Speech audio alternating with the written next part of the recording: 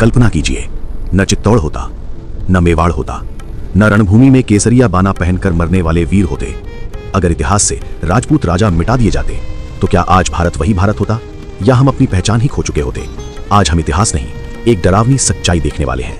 What if Rajput kings never existed? 8वीं सदी, जब अरब सेनाएं पश्चिम से बढ़ रही थीं, राजा बप्पा रावल जैसे योद्धा सीमाओं पर खड़े थे। लेकिन सोचिए, अगर कोई प्रतिरोध ही न होता, अगर सीमाएं खुली होती तो आक्रमणकारी सेनाएं सिंध से आगे बढ़कर गंगा के मैदानों तक बहुत पहले पहुंच जाती। भारत को समय मिला क्योंकि कोई लड़ रहा था। राजपूत सिर्फ राजा नहीं थे, वे समय खरीदने वाले योद्धा थे। कल्पना कीजिए, अगर पृथ्वीराज चौहान जैसे योद्धा ना होते तो उत्तर भारत की रक्षा कौन करता? मंदिर सिर्फ इमारत नहीं थे, वे ज्ञान, शिक्षा और संस्कृति के केंद्र थे। जब भी कोई किला गिरता था, सिर्फ दीवारें नहीं गिरती थीं, एक परंपरा टूटती थी। राजपूतों ने हर युद्ध नहीं जीता, लेकिन हर युद्ध ने भारत को जीने का समय दिया। चित्तौड़, जहां रानी पद्मिनी की कथा अमर हुई, जहां हार निश्चित होने पर भी आत्मसम्मान नहीं छोड़ा गया। अगर ये प्रतिरोध ना होते तो शायद इतिहास हमें बताता ही नहीं कि सम्मान के लिए मरना क्या होता है। 16वीं सदी, जब साम्राज्य विशाल हो चुके थे, तब एक राजा जंगलों में भी लड़ता रहा, महाराणा प्रताप। तो आने वाली पीढ़ियों को स्वतंत्रता का विचार ही शायद न मिलता।